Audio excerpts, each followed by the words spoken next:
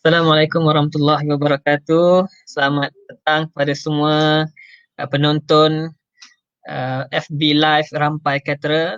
Untuk hari ini 5 hari bulan 4 hari bulan 5 2020. Alhamdulillah hari ini adalah kali kedua untuk FB Live Rampai Katera dengan tajuk Tazkirah Ramadan kita siri yang kedua. Alright, jadi hari ini seperti biasa bersama kita adalah CEO Al-Amin Eduniaga. Jadi kita persilakan CEO kita Encik Tuan Yaakob bagi meneruskan siri Tazkirah Ramadan siri kedua kita pada hari ini. Jadi majlis mempersilakan. Assalamualaikum warahmatullahi wabarakatuh. Terima kasih Naim, warga Al-Amin Eduniaga dan Al-Amin Eduasis dan juga tuan-puan yang sempat bersama-sama kami di Rampai Katera FB secara live. Hari ini saya berada di office setelah berkurung PKP 47 hari. Alhamdulillah kami office Al-Amin Eduniaga memang tak tutup masa PKP, tapi Al-Amin Eduasis tutup. Tapi Alhamdulillah hari ini semua dah datang bertugas kecuali yang ada kuzurat ataupun ada cuti. Alhamdulillah kita menjangkakan kita semua dapat terus bekerja dengan penuh semangat insya-Allah, dan kita akan cuba melonjakkan syarikat-syarikat kita seterusnya di hari-hari yang akan datang. Hari ini hari yang ke-11 Ramadan. Kita telah pun melalui fasa pertama. 10 hari Ramadan yang pertama kita telah pun selesai. Alhamdulillah. Bagaimana 10 hari yang kita pertama ni? Okey tak? Okey. Ada yang dah kantoi ke? Agaknya semua kita ni masih lagi istiqamah dan begitu bersemangat untuk meneruskan Ramadan kita dengan lebih baik insya-Allah. Again, hari ini saya ada menyediakan slide untuk sebagai rujukan. Jadi mungkin bolehlah kita mulakan insya-Allah.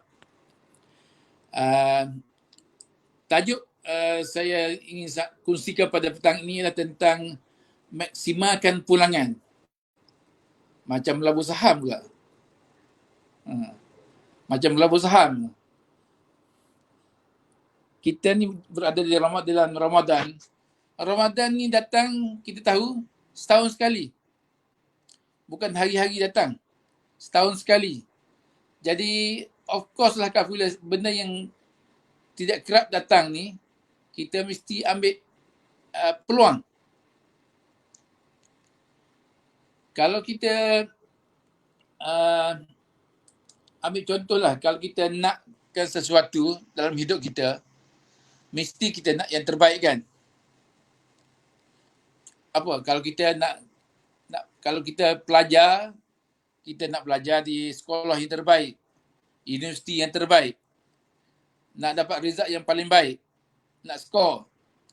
Kalau kita bekerja, nak bekerja dengan syarikat yang paling baik, nak kerja dengan gaji yang paling mahal seboleh mungkin.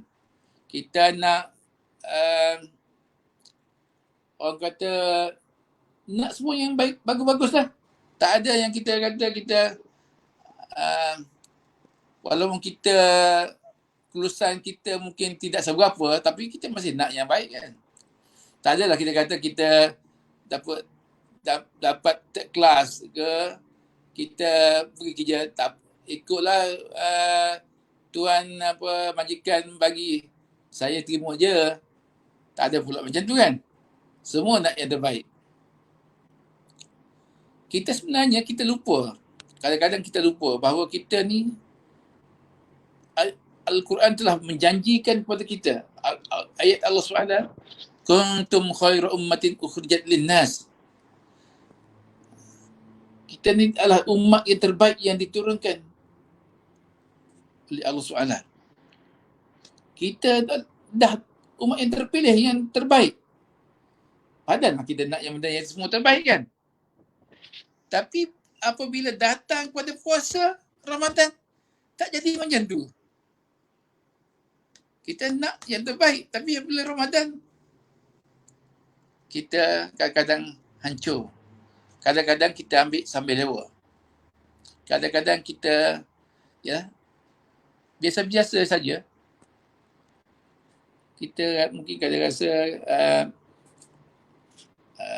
penatlah, berbagai. Jadi saya bagi sini contoh puasa kita lah, Ramadan kita. Macam mana Ramadan kita? Ini biasa kita ini biasa-biasa lah. Bukan saya kata semua orang macam ni. Tapi kebanyakannya macam ni lah. Ciri-ciri Ramadan kita. Macam mana ciri Ramadan kita? Belum start lagi puasa, baju raya dah siap ke belum? Betul lah kan? Kadang-kadang sekarang ni kalau nak tempuh baju raya bila dah start puasa, tak ada tukang jahit yang terima. Tapi tahun ni lain lah kan. Tahun ni tak ada orang tempuh baju raya kot. Tapi biasa-biasanya kita, saya dengar lah, 3 bulan, 2 bulan sebelum puasa tu, baju raya dah siap dah, 5 pasang. Puasa tak tahu mana lagi. Tiket bas balik kampung dah siap dah, tarikh bila nak balik. Jadi akhirnya kita yang apa berlaku, datang puasa, puasalah. Puasa kita lapar dan dahaga. Memang kita puasalah. Bangun sahur, puasa, online puasa kita pun puasa. Macam orang lain juga lah. Tak makan lah kan. Tak ada pula bawa biskut ke roti dalam beg, tak ada. Puasa. Apabila time solat, solat lah. Solat 5 waktu macam orang lain. Buat apa yang kita apa? Cukup makan. Solat 5 waktu kita buat itu saja. Kalau bab tarawih pula contohnya, kita tahulah kalau kita musim lepas-lepas, kita pergi masjid dan surau, minggu pertama tu Masya Allah. Kalau kita pergi lewat memang confirm lah, belakang, dekat-dekat pintu lah. Berimpit, panas. Tak muat masjid. Tapi dah 5 hari, 7 hari, kalau macam hari ni, 11 hari yang ke-11 ni, masjid dah saya, kebanyakan masjid, dah separuh dah hilang. Kemana pergi tahu yang separuh lagi kan. Jadi, separuh hilang.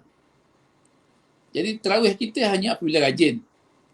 Apabila kita rasa larat, kita rasa free, tak ada benda nak buat, kita pergi tarawih. Jadi kalau macam hari ni kita semua solat di rumah, lagilah kan, lepas buka puasa, sembahyang maghrib pun ujung-ujung dah nak masuk isyak. Isyak ni nanti nak tidur. Lepas tu kita, Allah, mana sempat nak sembahyang tarawih? Takkanlah kita nak, tak erti lah nak macam tarawih. Niat pun tak ingat lah. Kan? Itu keadaannya. Tapi kalau buat makan, nombor 1. Alhamdulillah tahun ni tak ada bazar Ramadan. Kalau ada bazar Ramadan, balik office mesti singgah. Confirm singgah. Kan? Tengok berbagai-bagai juadah, berbagai-bagai makanan, kita pun kelam mata. Beli yang ni, yang tu, yang ni. Sampai rumah, tak lalu nak makan. Sejuk, tak sedap. Lagipun kebalikan peniaga-peniaga juadah ni, bukannya profesionalnya Niaga yang tumbuh macam cendawan di bulan Ramadan sahaja. Jadi makan yang patut masin jadi manis, yang manis jadi kelat dan sebagainya. Jadi kita rasa rugi pula kita beli. Tapi kita dah beli. Esok pergi lagi. Kan? Beli yang lain pula. Jadi apabila kita berpuasa, kita pun puasa sajalah. Yang sunnah-sunnah ni kita pun tak berapa tahu dan tak berapa nak ambil tahu. Setakat puasa, orang kata puasa. Sahur. Berpuasa.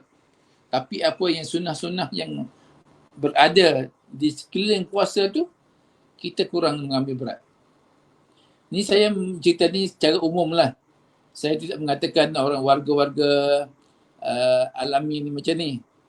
Tapi kita harap ini sebagai peringatan lah. Sekiranya ada di kalangan kita yang macam ni, maka sempat lagi berubah. Ini baru 10 hari, 11 hari. Ada 20 hari lagi untuk merubah keadaan.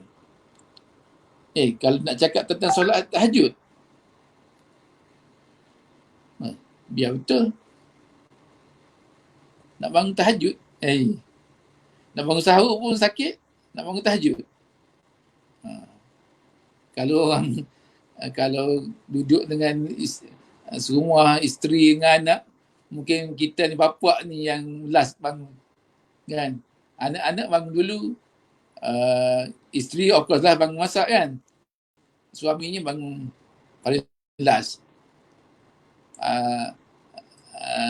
Ayang apa kejut abang last kali. Dekat-dekat subuh. Sayang tidur.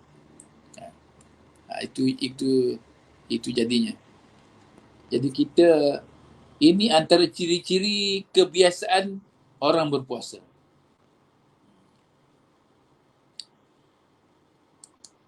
Kita tengok pula lagi antara ciri-ciri lain yang kita buat dan kita tak buat.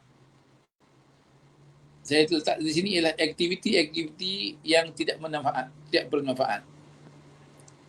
Kita mungkin tahun ni adalah yang bekerja daripada rumah, ada kerja pejabat. Jadi selain bila ada masa ruang tu, kita bersembang kalau pasal kuih ke, nak baju raya ke, nak balik kampung ke, mungkin tu biasalah kan. Tapi banyaknya kita juga cerita-cerita pasal orang, mengumpat pasal orang. Orang jiran I tu apalah, macam-macam cerita yang tidak masuk dalam senarai yang orang kata wajib atau sunat puasa, tapi semua keluar dalam perbualan-perbualan kita. Jadi ini menambahkan dosa, bukan menambahkan pahala. Lepas tu kita mungkin bukanlah antara kita yang tidur sepanjang hari, tapi apabila orang kata bila datang saja hari Minggu, lepas subuh tak perlu pergi pejabat, apa lagi, sambung tidur. Kalau tak tidur pun nak buat apa kita pun baiklah tidur tak buat dosa kan. Betul juga tu. Jadi kita pun tidur, bangun Zuhur, dekat tengah Zuhur, bangun tidur, mengalahkan anak kecil. Baby bangun juga, tapi mak bapak ni tak bangun sebab tak pergi kerja. Kita sekarang ni pun ada sosial media yang cukup banyak. Jadi kita ada hiburan. Kalau biasa kita mungkin tak ada benda yang kita nak buat, tapi apabila sekarang ni kita ada benda lah, kita akan ambil masa untuk tengok WhatsApp, tengok Facebook, update Facebook dengan juadah-juadah semalam ataupun kelakar-kelakar yang kita kongsikan. Kita joke orang sampaikan kepada kita pun share balik. Ada benda-benda, kadang-kadang benda yang tak betul pun kita share. Jadi kita menambahkan dosa-dosa kepada kita. Last kali kita mungkin tak tak tahu apa nak buat. Duduk, last-last apa kita buat? Mungkin tengok filem, mungkin tengok TV, macam-macam lah bila dah tak tahu apa benda kita nak buat kan. Sebab kita tidak ada perancangan untuk kita bersedia untuk bulan puasa. Macam biasa. Kita datang bulan Ramadan tu macam datangnya bulan-bulan yang lain. Jadi kita tidak kata ada persediaan-persediaan yang perlu dan juga apa perancangan-perancangan yang kita rasa kita perlu buat untuk kita mengambil manfaat yang sebaik mungkin untuk puasa. Jadi saya nak kongsikan pada petang ini ialah Ramadan idaman. Ini pada pandangan saya lah kan. Mungkin ada orang lain yang boleh cakap dan keadaannya agak berbeza. Tapi insyaAllah kalau inilah kita menjadikan panduan, insyaAllah kita akan berada di atas landasan yang betul lah insyaAllah. Ciri Ramadan yang kita nak. Yang pertama, kita kena ada azam. Kita nak kan jadi puasa kita terbaik. Kita kena berazam untuk pastikan tahun ni insyaAllah Ramadan aku ni Ramadan yang terbaik dalam hidup kita. Sekurang-kurang ada cita-cita, ada niat. Kan? Kita selalu cakap innamal a'mal binniyat. Amal tu bermula dengan niat. Jadi kalau tak ada niat untuk Ramadan terbaik, macam mana nak jadi? Niat pun tak ada. Jadi pertama kita kena ada niat dalam hati kita. Kalau belum ada lagi niat pada hari ini, mulakanlah hari ini. Belum terlambat. Ada 19 hari lagi puasa. Yang pertama, selain pada kita puasa tu, kita kena jaga amal-amal yang fardu kita. Selain pada kita puasa tu, kita jaga solat kita. Solat kita, apabila kita solat, solat tu di awal waktu, solat berjemaah, apa lagi? Ada solat sunat. Semua tu kita jaga. Supaya kita sekiranya ada kekurangan pada amal-amal yang wajib tu, amal-amal sunat ni dapat membantu, mencukupkan, menyempurnakan amal-amal kita. Yang kedua, sunnah-sunnah berpuasa ni perlu diperhatikan. Contoh yang mudah, sunnah puasa ni menyegerakan berpuasa. Ini kadang-kadang orang ambil ringan. Apabila kita menyebut menyegerakan berbuka, dia apabila time buka dia tak gaduh lah. Dia biasanya, dia gaduhnya petang-petang sebelum pukul 4 ke 5 dia gaduh. Kan? Tapi dah sampai waktu maghrib, dia tak gaduh. Dia tak pergi pun nak segerakan buka puasa. Dia duduk kat dapur lagi, duduk mengidang tak siap lagi, tidak plan. Jadi makan pun taklah. Orang kata kalau masuk maghrib tu 7.20, 7.25 baru dia makan. Tak apalah, makan lagi pun tak gaduh ke mana pun. Tapi itu sunnah. Apabila sunnah, kalau kita buat, dapat pahala. Dan itu amalan yang bagus. Berbuka dengan kurma ataupun manis-manisan. Itu pun kadang-kadang kita tak sediakan kurma untuk kita. Tak beli buku kurma. Alah buku apa-apa pun okey lah. Nasi pun boleh. Air cincau pun boleh. Kan? Tapi sunnah Rasulullah berbuka dengan tamar, kurma. Bersahur pula contohnya. Bersahur, ramai yang rasa dia hebat. Alah, aku tak perlu sahur. Tak sahur pun okey puasa. Tapi Rasulullah mengajar kita, dengan kita melewatkan bersahur, itu adalah satu sunnah. Jadi kalau kita tak ambil ini sebagai satu benda yang sunnah, kita tak kisah, rugilah kita. Orang lain bangun sahur, kita bangun sahur. Orang lain dapat pahala yang lebih, kita kurang. oleh kerana kita tidak mengikut sunnah. Jadi bersahurlah di akhir-akhir waktu, hampir dengan subuh, supaya lepas tu kita terus solat subuh bersama-sama. Bukan kita tidur lepas sahur dan kadang-kadang termiss dan solat subuh lewat. Apa lagi? Berdoa sebelum berbuka. Ini pun jarang orang amal. Allah SWT, Rasulullah SAW, kita telah dijanjikan antara masa-masa yang paling afdal untuk berdoa ialah sebelum berbuka. Kenapa kita tidak ambil peluang itu? Rugi. Kita dengar muzik, bilalah time nak berbuka, kan? Dekat TV.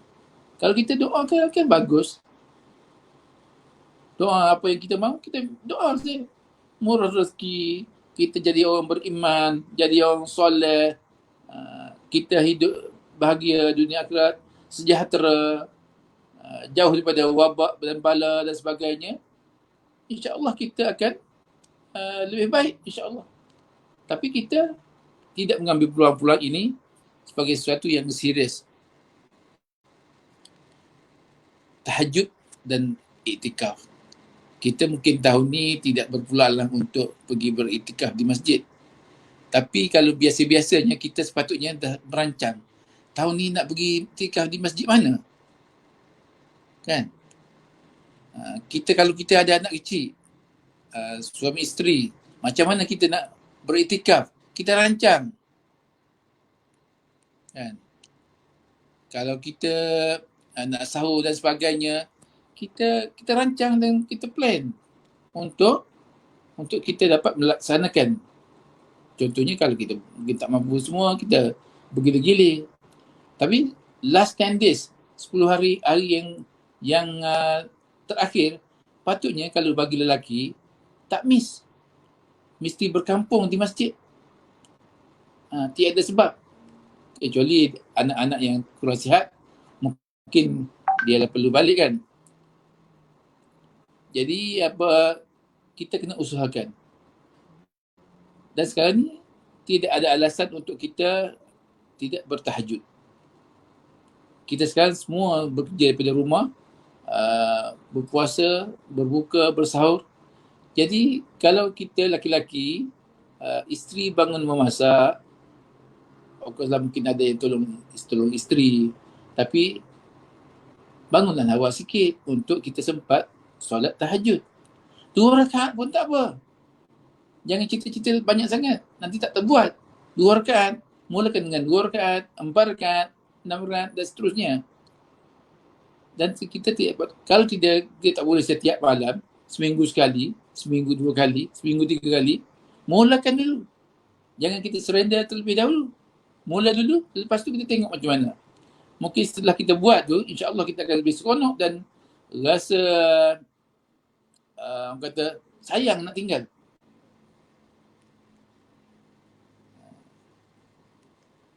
Lepas tu kita bersederhana dalam segala hal. Kita ni bulan puasa, kita tahu kita ni lah bulan untuk beramal. Makan pun kita kena ala kadar, bersederhana.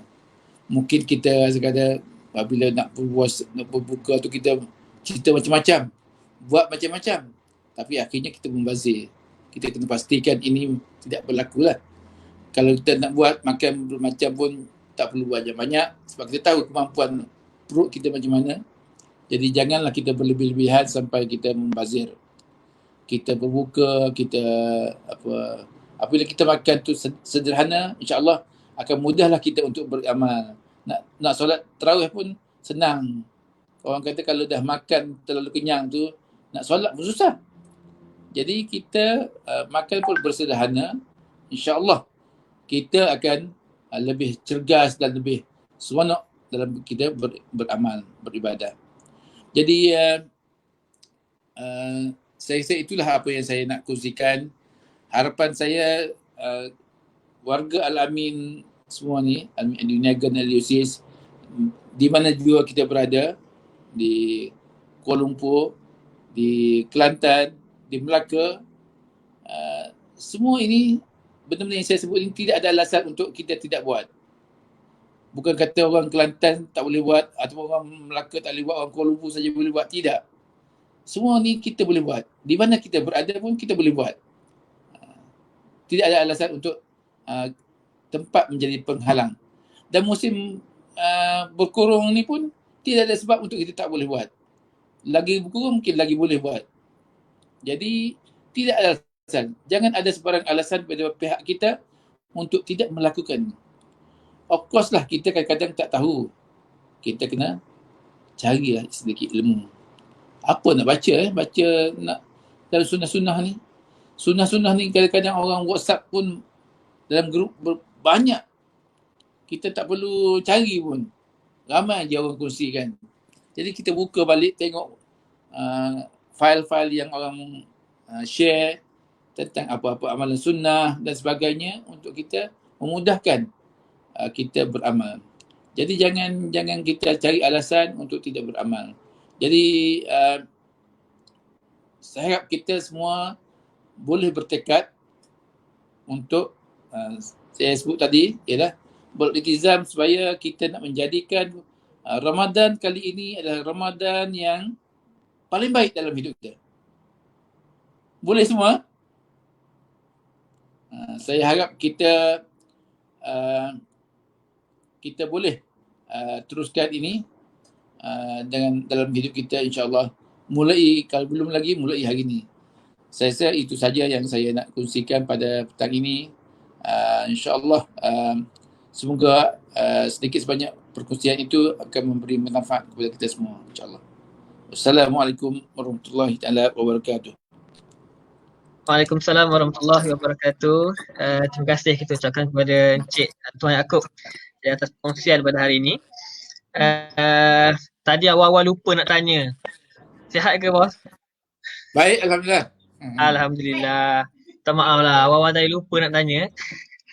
Jadi Alhamdulillah pada hari ini kita ada beberapa soalan hari ini. Okey, sekejap saya tunjuk depan ni ya. Mula. Okey, ini soalan pertama daripada penonton. Macam mana nak istiqamah untuk bangun tahajud tu? Selalu dia tidur, bangun-bangun dah subuh, bos. Okey tu, kadang-kadang bangun-bangun dah zuhur. Jadi macam mana? Jadi penanganan macam mana? Silakan. Okey. Kita sekarang ni gadget ni dah banyak kan. Kita ada smartphone, kita ada launching tidur ni dah tak main dekat sekarang kan. Alarm sistem dalam handphone kita cukup canggih. Kita letak je apa time, pukul berapa kita nak bangun. Contohlah kalau kita kata kita nak bangun pukul 5. Kita letak pukul 5, 5.10, 5.20. Dia akan bunyi. Selagi kita tak bangun, kita akan dengar dan apa orang kata sakit hati lah kalau kita tak tekan kan. Jadi kalau dah tiga kali bising tu kita tak bangun lagi, teruk sangatlah kita tu kan. Itu pertama. Maknanya alat pembantu untuk kita mudah jaga. Yang kedua lah daripada amalan saya lah. Kalau kita dah biasa bangun time tu kan, insya-Allah Allah akan bantu kita memudahkan. Kadang-kadang tiba-tiba kita bangun je. Kita jaga je. Tak ada loceng tak bunyi lagi pun kita dah jaga. Kita letak pukul 5, kadang 10 minit sebelum tu kita dah jaga. Janganlah sambung tidur kalau dah 10 minit lagi. Kan geliat-geliat cukup lah. Jangan sambung. Jangan tarik selimut. Jadi kita sambung. Itu caranya. Tapi kalau kita sambung tarik selimut, of course lah. Apa nak buat lagi kan. Dia akan jadi tu. Itu yang pertama. Yang kedua. Maknanya lepas kita guna alat, biasanya Allah akan bantu. Kita kan hari-hari biasa dah biasa kan. Kalau kita duduk yang bukan serumah dengan keluarga ataupun pasangan masing-masing, kena pakat lah kan. Janganlah satu rumah tu semua tak bangun semua kan. Jadi kalau orang yang duduk dengan mak tu, mak dia bangun masak, kalau dia tak masak, mak dia masak, mintalah mak tu kejutkan awal sikit kan. Jangan kita tunggu apa? Mak, 5.40 kejutlah. 5.50 dah azan. Jadi 10 minit makan pun kelam kabut. Jadi bagilah masa yang sesuai untuk kita makan, dan sebelum tu kita ambil solat. Kalau solat 2 rakaat 5 minit dah memadai kan. Nak masuk ambil wuduk, basuh, gosok gigi dan semua dan sebagainya sempatlah. Jadi kalau kita nak lebih daripada tu, lebihkan sikit masa. Saya kalau kita bangun pukul 5, insya-Allah, kalau bagi lelaki lah, kalau bangun pukul 5 dah cukup insya-Allah. Tapi kalau yang bantu isteri, kalau pihak isteri tu mungkin 4.30 tu dah cukup. Tapi benda-benda yang kita kena buat preparation sebelumnya, contohlah kan, benda-benda yang kita boleh buat sebelah malam, jangan kita tunggu sampai pagi. Contohnya, kita nak prepare makanan. Jadi nasi boleh masak awal contohnya kan. Ataupun kita masak nasi, masak lauk boleh panaskan sebelum tidur. Supaya kita pagi datang tu kita sempatlah menyediakan supaya kita tidak perlukan masa yang banyak untuk kita bangun bersahur. Okey, boleh tu? InsyaAllah. Boleh, bos. Alright, okay. Satu dua soalan lagi, bos. Okay, kita ada soalan daripada pendengar kita juga hari ni. Saudari kau ni Morel di Amor. Alright. Dia tanya, bos, saya ni awal-awal Ramadan je berkobar-kobar nak dapatkan Ramadan yang terbaik. Awal-awal tu, bos, hari pertama, hari kedua, imam tak bangun lagi, dia dulu. Jadi macam mana nak tetapkan pendirian tu untuk terus istiqamah hingga ke hujung Ramadan? Ada nama dia tu, Alin. Alin ni, bos. Alright. Okay, sila, bos. Kita memanglah rasanya bukan dia seorang lah. Rasanya kita kebanyakan kita pun macam tu kan.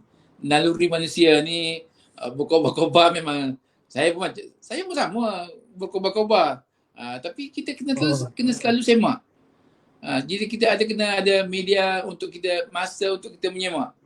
Satu hari kita puasa, esok kita okey, lusa kita okey. Dah 3-4 hari tu lain macam lah kita. Kita kena buat reflection, muhasabah diri. Kalau kita tidak ada sesi muhasabah diri, dia tak boleh berlaku. Sebab kita ni cepat sangat berubah fikiran kan. Kalau kita bangun malam ni 2 rakaat solat tahajud, malam esok 2 rakaat, kita pelbagai lah, baca Quran sikit, jadi ada variety. Kalau ada variety, mungkin kita mengurangkan kita punya boring dan rasa puas, jemu tu kan. Sebab benda-benda ni bukannya seronok kan. Tak ada seronok selain setelah kita berada dalam lapangan tu, kita dah lama, kita jadi mungkinlah ibadat tu menjadi keseronokan. Tapi kita orang biasa ni mungkin tak sampai level tu. Kita buat ni macam kita paksa diri kita kan. Tapi memang kena paksa pun. Kita paksa untuk diri kita, mulakan. Jadi janganlah memula dengan sesuatu yang hebat, tinggi. Malam pertama aku nak bayang tahajud 8 rakaat. Weekday, surat taubat. Masya Allah. Malam pertama. Malam kedua, tak bangun. Jadi kita mulakan dulu 2 rakaat, lepas tu 4 rakaat kan. Dah kita seronok tu, kita tak bangun, kita rugi. Kita menyesal nanti kita tak bangun. Itu pada saya lah yang boleh membantu. Kalau kita mula dengan yang kita tak tahu, selama ni kita tak pernah buat, tiba-tiba tahun ni nak buat 8 terus. Masya Allah, memang semangat lah. 2 hari memang kita KO lah. Kan? 20 terus bang. Tapi kalau kita mula dengan 2 rakaat, taklah berat sangat. Malam ni main tarawih, main tahajud ke? 2 rakaat takkan tak boleh kot. Boleh. Kalau cakap 8 rakaat lah. Dah lah tarawih 8 rakaat, ni 8 rakaat lagi. Tak jadilah. Kan? Okay. Alright. So ini kita ada salam daripada Syairah bos. Seterusnya Soalan seterusnya daripada Yastasha Muhammad Yatim. Katanya Puan Yastasha ni baru lepas mendapat cahaya mata, Pak. Jadi soalan daripada Puan Yastasha ni, lepas sahur kalau tak tidur nanti mengantuk tak kerja. Nampak sangat biasa buat ni, Pak. Allah. Macam mana nak bagi tak rasa lesu dan mengantuk tu? Macam mana tu, Pak? Saya macam ni lah. Kita nak tidur berapa jam satu hari? Kita nak tidur berapa jam nanti? 6 jam. 6 jam contohnya. Kita ni yang dewasa-dewasa ni nak 6 jam paling kurang kan. 6 jam. Kita nak sahur pukul berapa? Pukul 5. Tidur pukul 11.